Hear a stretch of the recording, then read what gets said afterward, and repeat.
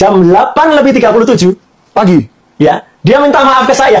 Wah, berarti dia melakukan kegiatan ilegal itu ratusan kali dong. Jadi saat saya diskusi dengan Pak Jokowi, beliau sama sekali tidak mengkriminalisasi Mas Roy. Dari beberapa rekan sesama pemilik kios di Pasar Pramuka yang siap bersaksi bahwa Pak Iman Raharjo, mantan Wamendes, Tuhan akan menunjukkan jalan. Siapa yang melindungi itu pasti kena sanksi juga. Ayo, tunjukkan sendiri, tunjukkan kepada kita, tunjukkan pada media, undang media sebanyak-banyaknya. Ini kios yang dulu yang akan menceritakan mengenai lingkungan sekitar Pasar Pramuka itu seperti apa ya? Ya. Apakah semuanya terbakar? Tunggu dulu. Belum tentu semuanya terbakar. Yang dibilang Pasar Pramuka pojok, bukan pasar burung ya, Pak? Itulah Seperti itu kata si anak jenderal itu ya. yang ngaku-ngaku. Ngaku anak jenderal, bukan ya? Bukan. Dan ngaco lah, hoax semua itu yang dikatakan. Hoax Bilang semua. Pasar Pramuka itu pasar burung lah. Bilang kemudian Pak Victor Surya itu sudah meninggal lah. Waduh, jangan dong. Kedunguan dia itu, ya, itu kemudian diumbar ke masyarakat itu kayak gitu. Ya, Jadi, jangan ya. Untung netizen tuh tidak semuanya dungu kayak dia. Ya, tapi yang mengejutkan Pak, tadi pagi di TikTok atau tadi siang, Ya. saya melihat ada pengakuan Prof. Paiman. Ya, Ternyata dia mengaku ya. dia mengaku dan meskipun yang ada di TikTok itu agak bias. Ya. Kayak yang di TikTok itu kan pakai agak ngancam-ngancam juga masih. Ya. Kan? Jadi pakai buat Anda yang untuk mohon minta maaf. Ya. Tapi ternyata jam 8:37 Pagi. ya, dia minta maaf ke saya. Wah, ini baru mengerikan. Jadi minta maaf ke saya. Yang terhormat Mas Roy Suryo yang saya cintai. Waduh, Wih, cinta ya. Jangan-jangan saya dikira LGBT nanti. Jangan deh. Gitu ya. Tering salam dan doa, semoga Mas selalu sehat dan selalu dalam limpahan keberkahan Allah Subhanahu wa taala. Nah, Wah, ini pertama bagus. kali dibaca baru di Sentana ya. Oke. Yang lain belum ada. Yang lain saya bocorin kalau saya dapat WA tapi belum ada. Mohon izin dan maaf Mas terkait WA saya pada bulan Mei 2020 ke Mas Roy Suryo tidak punya maksud apa-apa, hanya saran dari seorang sahabat. Itu sahabat lagi. Sahabat ya. Tidak punya niat intimidasi atau hal apapun kecuali niatan baik dan saran saya dari seorang sahabat. Saya itu orang kecil dan rakyat biasa yang tidak memiliki kapasitas untuk mengintimidasi seorang orang lain. Bla bla bla bla. Ya, jadi artinya apa? Wakil Menteri mengaku orang biasa. Nah, gitu. Untung loh. Ini terus terang untung. Untung saya pernah pada level ketika di Kementerian Pemuda dan Olahraga, jelek-jelek ini saya pernah menteri. Oh iya, mantan menteri nih guys. Ya, dan Prof ini jelek-jelek juga begitu. Ya, pernah wamen. deputi. Oh, deputi. Sebelum jadi wamen, itu pernah deputi di Kemenpora. Oke. Jadi ketika posisi di Kemenpora, meskipun tidak pada periode yang sama ya, Ya. Pak Prof ini, Prof Paiman ini pernah jadi deputi zaman Prof Zainuddin zaman menterinya Pak Zainuddin Amali. Oke. Setelah Pak Golkar. Karawi, ya, kemudian Pak Zainuddin Amali kan. Nah, Ya, beliau kemudian jadi deputi. Coba, misalnya coba kalau saya belum pernah jadi menteri, mungkin BA-nya juga lain. Ya kan? Namanya juga profesor. Ya. Oke. Profesor itu kan pasti punya. Nanti ada wayangnya. Oke, Nah, profesor nanti itu wayangnya ya. wayangnya nanti. Jadi gini, jika WA saya ke Mas Roy membuat Mas tidak berkenan, saya mohon maaf. Clear ya? Oke. Clear ya. Jadi ada permohonan maaf di situ ya. Karena pikiran sepintas saat itu saya merasa kenal dengan Mas Sahabat, jadi murni niatan baik selaku sahabat. Nah, ini yang menarik. Terkait isu dan fitnah yang menimpa saya, wah dia masih bilang gitu. Fitnah Saya ya? terima dengan ikhlas. Ikhlas lo ya. Gitu. Jadi dia bilang ikhlas. Karena saya sudah biasa difitnah katanya dari dulu dan saya tetap kuat menghadapi. Jika nggak kuat, mungkin saya tidak jadi seperti sekarang ini, gitu ya. Oke. Merantau ke Jakarta hanya modal lulusan SMP. Ini saya hormati, ngaku. Wow. Ngaku kan? Karena Ya. soalnya ada yang nggak ngaku. Ya bagus lah. Lulusan SMP. SMP, kayak- Jangan jadi dokter Andes. kayak Bu Mega kan, SMA, oke. Ya. Perkadu 4, oke. Tapi kan ketika kemudian tidak selesai atau drop Ya. out, ya udah. Diakui saja. Ada yang drop out nggak ngaku juga tuh. Yang suka posting-posting foto itu loh, yang muridnya Bang Rismon, yang dari Universitas Oh. Mataram. Siapa namanya? Aduh. Sandi. Oh, Sandi. Dian Sandi. Nah, itu nggak kalau drop out itu ya, gitu dan PSI ya, pengen ini drop saya out ya. yang membacakan beliau tulis ya, bukan maksud meninggikan atau merendahkan. Hanya modal lulusan saya dan menjadi tukang sapu dan satpam. Kita hormati, kita apresiasi Prof. Dalam perjalanan hidup saya, nah ini yang menarik. Agar saya bisa sekolah kuliah selain jadi tukang sapu, saya sejak tahun 97 sampai 2002 usaha membuka pengetikan dan fotokopi. Pengetikan dan fotokopi. Ya, Oh, gitu. nanti kita tanya nih Pak Janes, benar nggak pengetikan Memang dan dia fotokopi bilang, saja dan di situ? bukan percetakan. Dan saya setelah resmi menjadi kaprodi di Fisip Mostopo tahun 2002, saya menekuni sebagai dosen TAP dan kios usaha saya di Pramuka Pojok. Oke. Jadi clear ya. Dia Bukan- sudah nulis. Iya, pramuka pojoknya nanti Pramuka saya pojok. izin ini Iya. kan ya. Kalau itu biasanya promo pojok berarti ikut terbakar. Itu. Atau ikut dibakar atau terbakar nggak Di tahu lah ya. Fisip, iya kan? Jadi Makanya presiden kita ini sekarang sudah ngasih kode. Ya kemarin dari pidatonya itu nampaknya kedongkolan itu sudah ada secara fisik. Kenapa? Kan kemarin itu kita Betul, ini Bang. harus menjaga kejujuran. Kita ini harus transparansi. Itu transparansi, kejujuran itu penting, apalagi sebagai seorang nah itu sebuah kode kalau menurut saya. Mengenai sekarang juga sedimen pasir sedang lagi diurus sekarang ini, ya. Lagi dikembangkan kasusnya ini. Sudah tidak diperbolehkan itu impor, jadi mengekspor pasir itu, ya.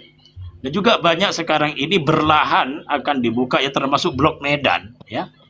Ini kayaknya sudah mulai rada-rada berlahan merangsek ini Pak Prabowo ini, ya.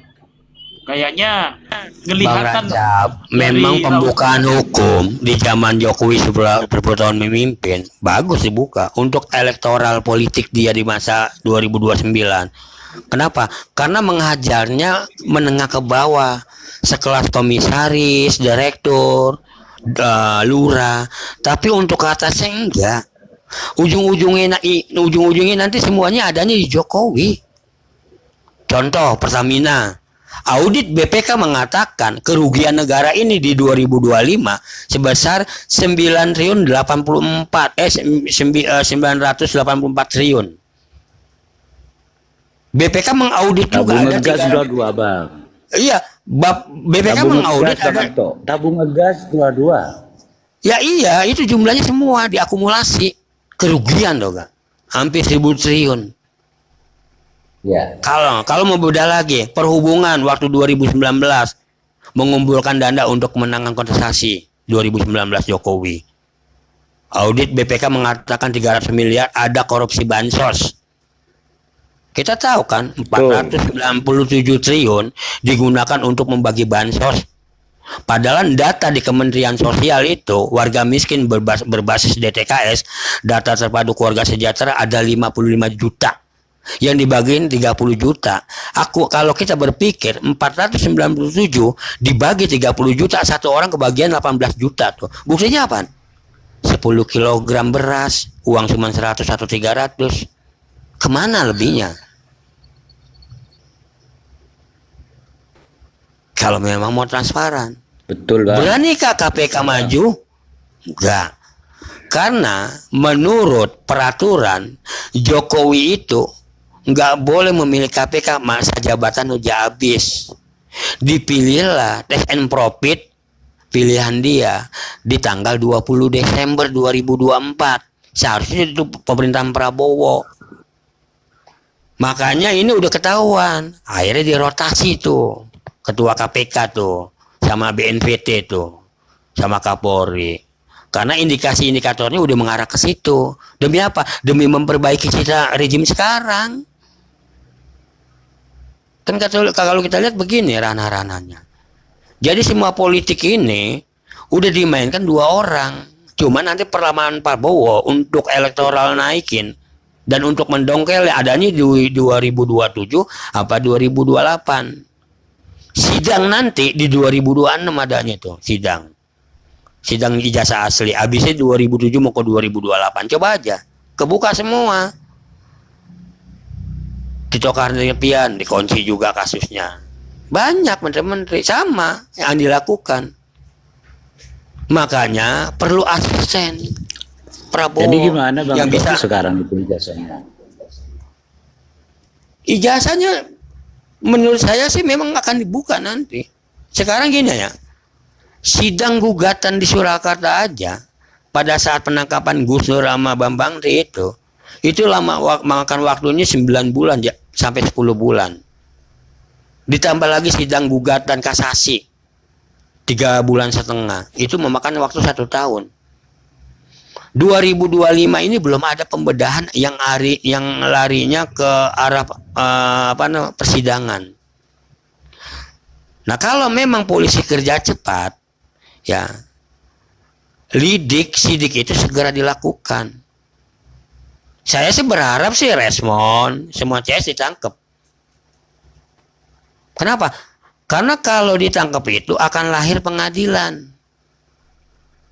Di pengadilan itulah kita berargumentasi antara pakar forensik masing-masing dan saksi masing-masing. Belajar dari pengalaman kemarin, Barreskrim ini cuman memeti eskan, nggak masuk P18, belum penyidikan udah dimatikan. Bagaimana kita tahu? Dia bersumber kebenarannya bukan absolut. Kalau kita berbicara hukum, seharusnya dia pakai KUHP nomor 6 tahun 2019, gelar perkara. Pemberhentian penyelidikan, sebelum penyelidikan diberhentikan, dia berdasarkan surat edaran nomor 7 2018 tentang undangan. Di situ malah dipetik eskan. Tapi pinternya Rosurya ini, sebelum dia mengadu ke Kompolnas, rilis press kompres, Kapolri mengatakan bisa dilanjutkan apabila ditemukan novum baru. Nah, novum udah ketemu nih, satu tentang Kasmujo, tentang KKN-nya dia di Boyolali. Nah, ini makin lama diubek-ubek lagi. Dari 29 saksi ada lagi tambah 59. Ya kemungkinan sampai 200. Memang begini. Kan saya udah bilang. Ini akan kebongkar pengadilan kelar 2007. Awal 2028. Disitulah perang-perang politik. Pendongkelan. Karena kenapa? Karena memang begitu. Makanya kita bersuara. Jangan sampai nanti pemilu itu terulang lagi dengan 2024. Apakah Prabowo nanti akan menggunakan instrumen pemerintah, regulasi, birokrasi, bahkan parcok atau nian seragam hijau? Kita nggak tahu. Nah, disinilah rakyat bersuara. Dengan apa? Dengan pemakjulan 8 poin. Prabowo mau. Karena memang dukungan rakyat untuk mendongkel elektoral Gibran ini. Karena di atas Jokowi itu masih ada Aguan Antoni Salim, orang yang benar-benar mengendalikan negara kesatuan Republik Indonesia. Uangnya banyak, dia bisa menciptakan budget. Betul, Bang. Iya, dia bisa menciptakan budget dari tingkat elit sampai rakyat biasa. Duitnya nggak ada habis-habis. Nah, permasalahan, ayo kita bersuara. Yang ditakutin Jokowi cuma 2. Ijazah asli sama pemakjulan, itu aja. Ijazahnya aja dia gemeteran doh. Kata mantan komisioner KPK tuh Bang Abdullah, siapa namanya yang jenggotan, untuk sebuah ijazah aja dananya mengeluarkan 2,6 triliun, bayangin aja. Terus mantan kader PD Perjuangan Bitor ya, Jokowi itu nggak pernah habis uangnya, ada di banker. Betul yang mengatakan, karena mereka tahu rekam jejak, dia bekas-bekas pemenangan kok 2014. Nah, kita walau alam, makanya kita bersuara. Dengan suara ijazah asli sama pemakjulan, itu bikin rontok, cuman kita dibalikan opini publik. Satu, isu-isu dilarikan kemana? Ke Koperasi Merah Putih, ke KDM, untuk melupakan isu sesungguhnya. Kalau kita menghajar sebuah tentara, yang kita harus hajar aja panglimanya. Jokowi adalah panglima. Begitu panglima tumbang, gampang. Prajuritnya kita hancurin. Prajuritnya apa tuh? Circle-nya ada di mana? Di kementerian, di regulasi, di pengadilan. Orang KPK aja masih dilemahkan. Ini sekarang senjata Projo ini untuk Menteri siapa itu Bang Anto? Iya, Menteri peninggalan Jokowi banyak. Halo Bang Anto. Menteri peninggalan Jokowi kan masih berkuasa di sini. Menteri siapa itu Pak yang kasih pulau 4? Betul. Iya, Menteri peninggalan Jokowi. Bahlil.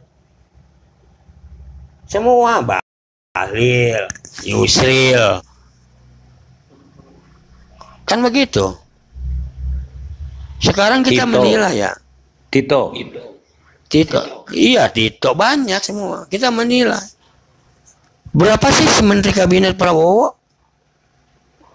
Dari satu menteri aja itu ada 7 orang-orang yang digaji oleh negara dengan gaji besar.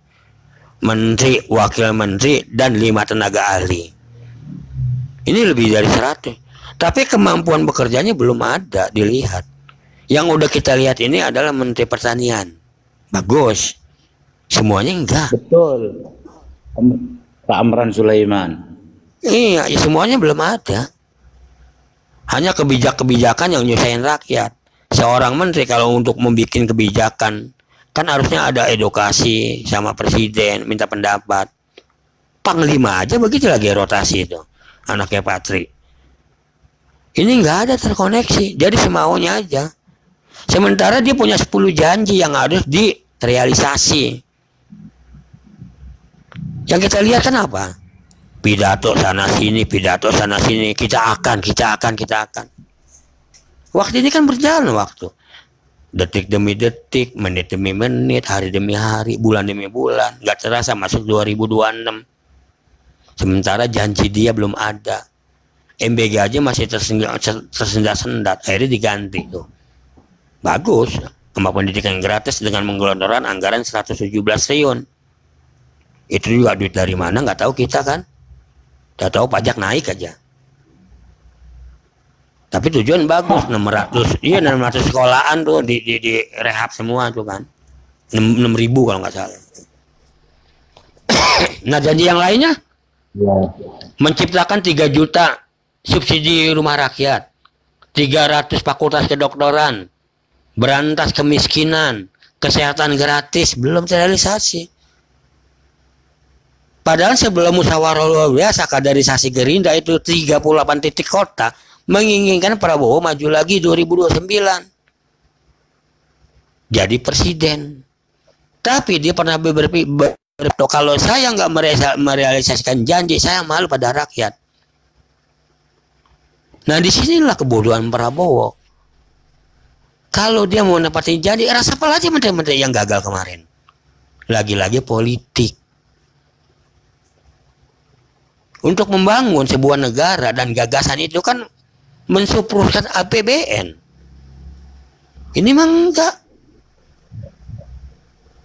Dia ciptakan 19 lapangan kerja sementara pemecatan hubungan kerja akibat bangkrut. Makanya saya tuh gimana ya sama karyawan Seritek yang pada nganggur, saya syukurin aja. Kenapa dulu lu dukung 02? Tapi sekarang lu dihianati, lu diem. Padahal nyesel.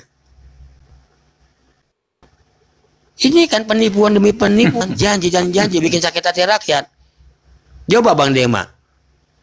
Dulu Bang Dema karyawan Seritek sebagai manajer. Akhirnya diambil tuh buat alat politik. Begitu menang didukung ribuan karyawan Seritek dengan memilih 02, tiba-tiba di penghujungan pemimpin baru berapa bulan bangkrut tuh Seritek. Mana janjinya? Sakit hati gak? Berpikirnya begitu aja. Ya sakit, sakit.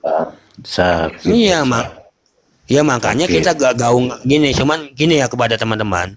Kalau kita menggaungkan yang ditakutin